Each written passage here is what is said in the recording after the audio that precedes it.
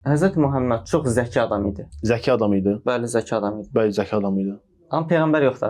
O adamın bizə təqdim etdiyi kitabı oxuyanı görürük ki, Bəli. bu adam nə qədər zəki olsa belə, bir nöqtəsi var da zəkiliyin. Artıq ondan sonra yəni sən nə qədər zəki olsan da bu qədər məlumatlar səndən artıq çıxmış ola bilməz. Və bir də ki, zəkidir, amma yalançıdır da. Yəni sən dediyin formada o insan yalançı olmuş olur. Mən demək istəmirəm. Yəni bax, Muhammed Əleyhisselamın oğlu vəfat edir. İbrahim adında oğlu. Oğlunun dəfni zamanı günəş tutulması hadisəsi baş verir. Yanında da insanlar, ona inanan insanlar. Deyirlər ki, yəni Muhammedin oğlu vəfat elədi deyə, o peyğəmbər deyə Allah bizə bu işarəni göstərdi. Sən yalançı bir insan olsan, bu vəziyyətə nə deyərsən? Əlinə belə bir imkan düşüb, sən orada birin üstə 5-ni qoyub danışarsan, yəni bəli, bax göylər tutuldu, nə bilim başqa kainatlarda başqa hadisələr baş verdi.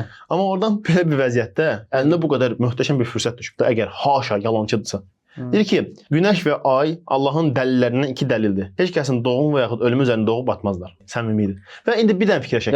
Məsələn, sahabelərdən gələn rəvayətlərdə bildirilir ki, səhv eləmirəmsə İbn Abbasdır. Mən deyir, ən qısa namaz qıldıram ki, Muhammed Əleyhisselamı gördüm deyir. Amma deyir, bir dəfə evinə getdim, tək başına namaz qıldım, mən ona qoşuldum deyir. O namazı o qədər uzatdı ki, deyir, bir nöqtə artıq belə Allah bağışlasın deyir, usanıb namazdan çıxmaq istədim da deyir. Çox uzun oxudu. Öz belə yəni, yalancı bir adama bax ki, yəni insanların yanında olanda maksimum az oxuyur, maksimum. Amma özü tək başına olanda ibadətləri maksimum çox eləyir. Və bir də ki, Muhammed peyğəmbərin səmimi olduğuna, yalancı yox, səmimi bir insan olduğu bir dəlildə bunu deyə bilərik ki, 7-ci əsrdə ərəblərin, yəni bunların içki kimi su var, süd var, bir də əsas şərab var. Bəli. Şərabdan da əsas qazanc mənbələridir. Həm də yəni bugünkü dövrümüzdə qədər bol deyil o içəcək şeylər. Belə bir vəziyyətdə yəni ərəbin əsas içmələrindən birini əlindən alır. Yalancı bir peyğəmbər olsam, hansı toplumdayamsa, o toplumun nəfsinə xoş gələn şeyləri eləyərəm. Məsələn, köləliyi qaldırır. Yəni köləliyi böyük ölçüdə qaldırır. Zəki adam eləməz. Çünki cəmiyyətin çıxarları ilə bu zidd düşür. Məsələn, faizi qadağan eləyir. O dövrdə insanlar öz aralarında qan davalarını qadağan eləyir. Demək səmimidir. Məncə səmimidir.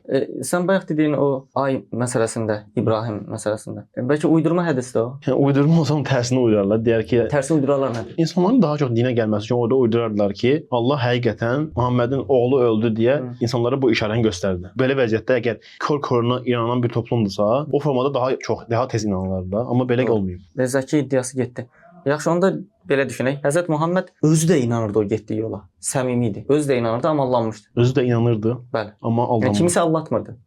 İnanan birinci yeri özü idi. Doğru deyil bu şey. Quran öz sözləri idi. Yəni, amma doğru olmayan bir şey uğruna, tamam deyək ki, özü getdi. Doğru olmayan bir şey uğruna bu qədər insan niyə özünü fəda eləsin ki? Bir insan özü yaxşıca inananda, ətrafdakıları da inandırmaq mümkündür. Ya ətrafındakılar ona kör-körünə inanmayıb. Məsələn, Hudeybiyyə deyilən bir anlaşma olub. Muhammed peyğəmbər öz ümmətini, sahabələrini yığıb gedir həcc eləməyə. Orada müşriklər qarşısını kəsir onun. Həcc eləməyə qoymurlar, amma yəni gedənmirlər, qayıdırlar geri. Həzrət Ömər gəlib etiraz edir ki, peyğəmbər bəs nətər oldu? Yəni niyə gedənmədik? Təsəvvür edən Muhammed əleyhissalamın ən yaxın adamlarından biri. Elə ilk etirazı o eləyir ona. Yəni bu o deməkdir ki, insan ona kör-körünə inanmayıb. Tərs vəziyyət olan kimi anında etirazını bildirib. Yəni insanlar kör-körünə inanmır. Kör-körünə inanmır, xeyr. Yaxşı.